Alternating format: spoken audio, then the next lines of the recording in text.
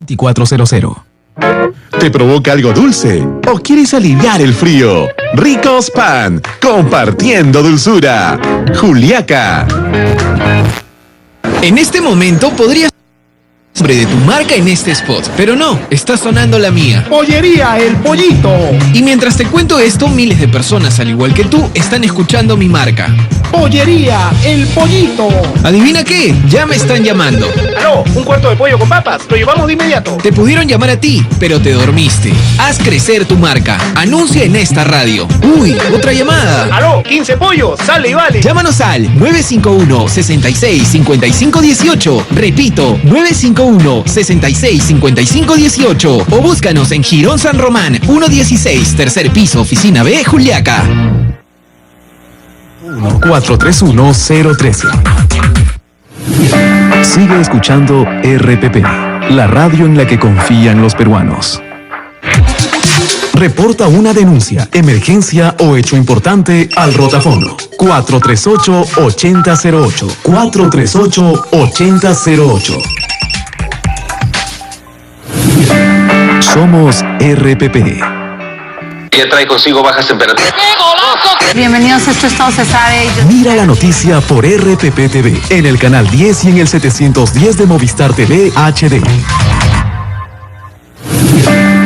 RPP, el medio en el que puedes...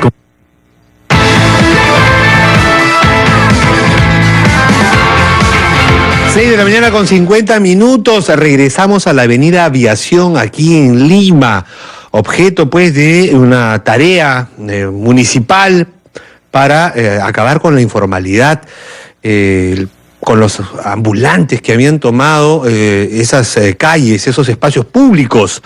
¿Qué está pasando en el lugar? Se teme que regresen hoy, una vez vencido el plazo de 3 días de cierre total de esa avenida, que regresen los informales, que regresen los comerciantes que habían tomado la calle. Mariano Calvera está en el lugar. Mariano, buenos días.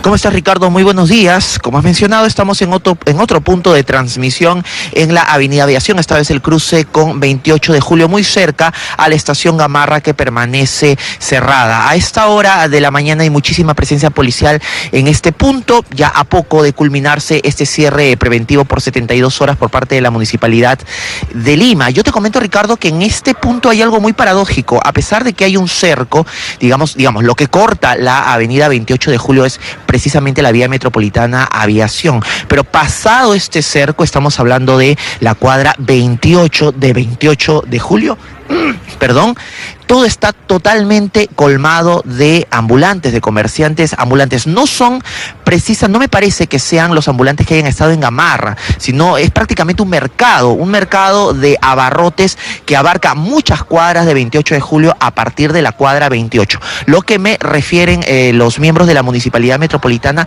es que ellos también en su momento van a tener que retirarse de esta vía, porque por aquí al menos no puede pasar ni siquiera un vehículo. El traslado es únicamente peatonal. No nos han precisado, Ricardo, si esta vía es una vía metropolitana, si la responsabilidad de limpieza o desalojo de los ambulantes es netamente de la Municipalidad Metropolitana o si ya corresponde a la Municipalidad de La Victoria. Lo que sí han precisado es que definitivamente esta vía también va a tener que ser de alguna forma despejada de esta gran cantidad de ambulantes. Reiteramos, es prácticamente un mercado lo que se ha instalado aquí a partir de la cuadra 28 de julio hacia arriba. Vamos a regresar en cualquier momento, Ricardo, con más detalles. Muy bien, Mariano. Entonces, ese es el panorama que tenemos en la avenida Aviación con 28 de julio. Vamos a darle una mirada a lo que está pasando en el mundo. El presidente de los Estados Unidos, Donald Trump, ha lanzado en el estado de Florida su campaña para la reelección. Las elecciones generales son el próximo año, estrenando el lanzamiento de la candidatura para la reelección y todo lo que está pasando, además, en la capital de los Estados Unidos, Washington. 6:55, le damos la bienvenida a Fernando Carroballo. Fernando, ¿qué tal? Buenos días. Buenos días, Ricardo. De inmediato, tu comentario diario. Las cosas como son. Las sesiones de la Comisión de Constitución se multiplican y con ellas la posibilidad de que se concrete la reforma política propuesta por el gobierno con la que vinculó la solicitud de confianza concedida por el Congreso. Del día de ayer se presentó ante ella el ministro de Justicia, así como Fernando Tuesta, expresidente de la Comisión de Alto Nivel convocada por el presidente Martín Vizcarra. El ministro Vicente Ceballos explicó la necesidad de promover la existencia de partidos políticos verdaderamente respaldados por la población, capaces de reclutar a ciudadanos con vocación al servicio público y de proponer una visión del país que inspire soluciones a nuestros problemas: la corrupción, la inseguridad ciudadana, el empleo informal, la parálisis de grandes proyectos de inversión. Ceballos sostuvo que el excesivo número de firmas que la ley exige para la inscripción de un nuevo partido beneficia a los partidos actualmente existentes y favorece la aparición de un mercado de recolección de firmas que no comprometen a sus signatarios. Por eso, el proyecto actualmente en discusión pretende fijar un número razonable de militantes, así como elecciones internas discutidas y que veremos a qué conduce en la Comisión de Constitución. Uno de los temas más difíciles será sin duda determinar quiénes podrán participar en esas elecciones que se llevarían a cabo el mismo día para todos los partidos y bajo supervisión de la OMPE. Si el optimismo está permitido en proyectos legislativos, el clima de hostilidad y el recurso al insulto y expresiones denigrantes continúa envenenando el ambiente político. Por mucho que puede irritar el recurso de amparo solicitado por Daniel Salaverry para evitar la sanción de la Comisión de Ética, nada justifica que su colega Karina Beteta se refiere a él como paje del presidente Vizcarra, entre otros epítetos.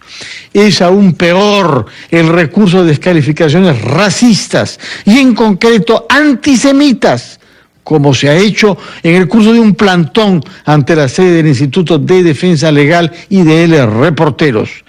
No saben los manifestantes que llevaban carteles denunciando al judío internacional Gustavo Gorriti a qué extremos de criminalidad racista llevó en el siglo XX ese tipo de consignas y simplificaciones. El racismo es una tara latente en todas las regiones del mundo. Lo evidencia la condena a 4 años de cárcel pronunciada por un tribunal británico contra un neonazi de 18 años que llamó a impedir el matrimonio del príncipe Harry con una joven de origen afro-norteamericano. El condenado publicó en sus redes sociales una amenaza de muerte dirigida al príncipe por, según él, atentar contra la raza aria. Los jueces tomaron en cuenta que en su blog personal el neonazi justificaba la violencia contra las mujeres y contra niños que no fueran blancos. También resulta inquietante la manera como ha debido dejarle el gabinete de Donald Trump un nuevo ministro, nada menos que el titular de Defensa. El señor Patrick Shanahan ocultó que hace 8 años intentó minimizar que su hijo de 17 años golpeara con un bate de béisbol a su propia madre, ocasionándole graves lesiones en el cráneo. Shanahan intentó justificar un ataque de esa magnitud, alegando que su hijo había actuado en defensa propia. Resulta en verdad angustioso que ese razonamiento quepe en la cabeza de alguien que tiene que tomar decisiones ante crisis difíciles como la que su país vive actualmente con Irán, la misma que podría precipitarnos a una guerra de consecuencias imprevisibles. Una buena noticia nos viene de la Sociedad de Psicoanálisis Peruana, que ha programado desde hoy en el CEPUC un ciclo de cine sobre el tema genérico de la corrupción.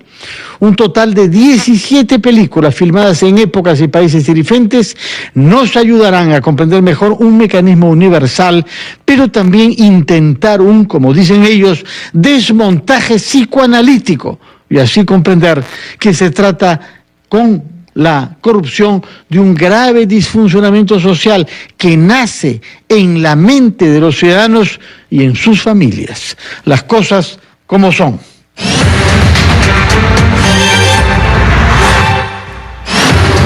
Ingresa a rpp.pe, y suscríbete al newsletter de Las Cosas Como Son para recibir el comentario de Fernando Carvalho en tu correo electrónico.